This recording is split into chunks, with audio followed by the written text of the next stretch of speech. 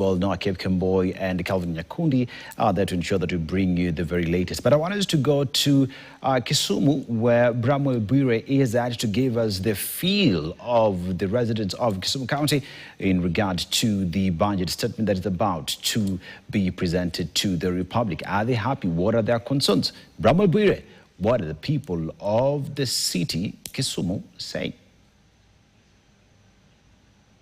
Well, good afternoon, Dennis. As you rightly indicated, you're here at the center of Kisumu City. And the residents here are keenly waiting on John Mbadi, that is CS Treasury, to walk into that parliament and read that budget statement. And of course, their expectations are not very far from other Kenyans. So also talking about that statement, that important document that has always been the epicenter of how the country is going to run its economic activity. But I'm not going to say so much. I'm going to directly engage them to hear their feel. I want to talk to them and they tell us their names and what are the expectations over that budget statement that is going to be read by John Mbadi. So get hapa karibu ndugu. Yes. Kindly tell us your name, where you come from, and what are your expectations as CS Mbadi walks into that assembly. Yes.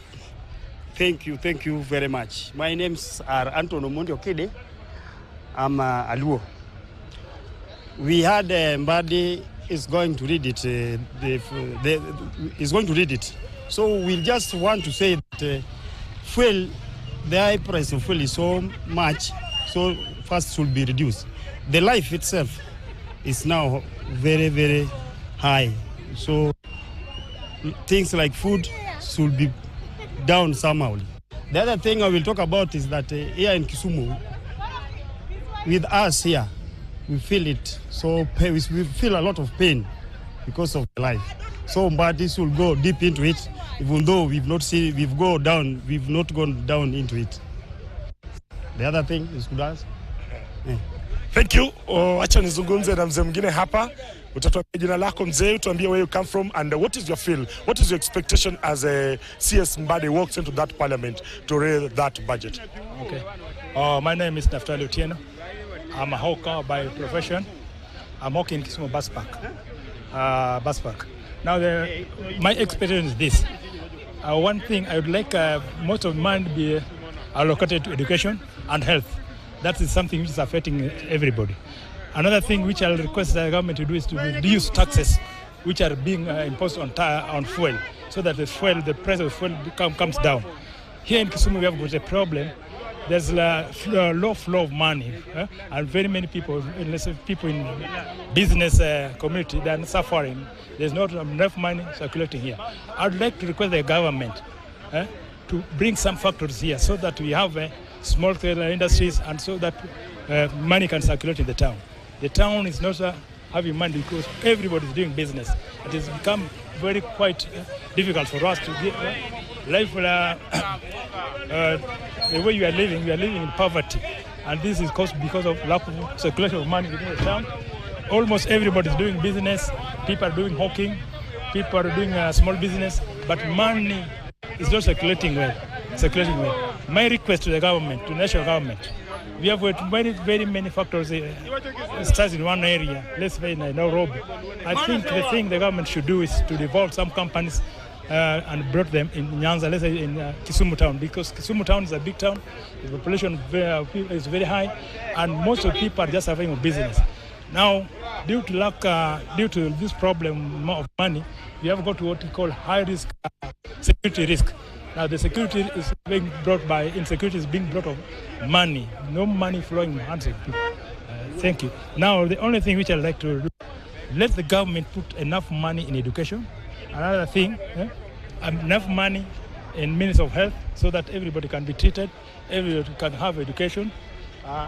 Another thing is just to reduce some of the taxes. They should prioritize the government development. Things which are pressing, I think they should put one thing to things. They should give priorities to what is affecting common man.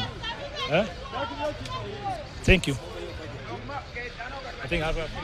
Thank you. Allow me to speak to a young man here who has been here. Atuambie labda wewe umetarajia nini wakati ambapo Waziri Mbadi anaelekea katika bunge to read that budget statement. What do you expect in that budget statement as a young man? Which language? English or Swahili? Okay, as he's still contemplating on the language to use upon this, allow me to speak to him. Tell us what you expect as a young man, as a CS Mbadi walks into that parliament. Kwa majina anaitwa Lazarus Omondi, mimi mtu wa Homa Bay. Lakini vile maisha imepanda hivi, sisi kama wananchi tunasikia vibaya sana. Juu ikipata sahi, hata kama vile kitambo tulikuwa abiria walikuwa wanapanda gari kutoka Homa Bay mpaka hapa Kisumu ilikuwa wanatumia 500. Lakini sahi unajua sahi kama wanakuja Kisumu lazima walipe 600 juu maisha imepanda. So vile Mbadi alitupromise hata tuwekee vitu ikuwe chini, lakini sasa hii imepanda sana kuliko hata vile alituambia. So kitu tunaomba serikali kama wanaweza kusaidia hata at least maisha sasa irudi chini kidogo kidogo, at least sasa hata kama wajenzi na wazee wapate vile wanaweza maisha yao wanaweza nini vizuri. Lakini sasa kitu tunaomba tena hii bei budget kama wangeenda kunini at least waweke nini vitu wakwe chini kidogo kidogo, price wakwe chini kidogo kidogo. Asante.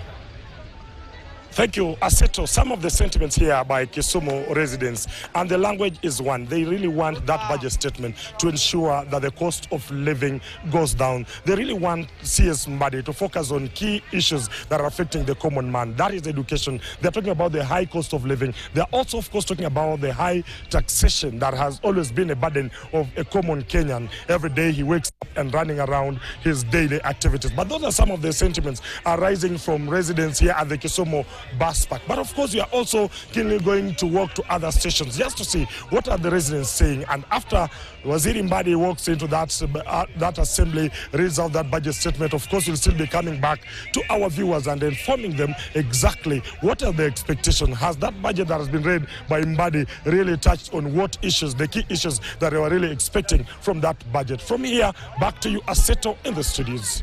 Thank you, Brahma Bura, as you bring us up to speed on the feeling of individuals, Kenyans pretty much from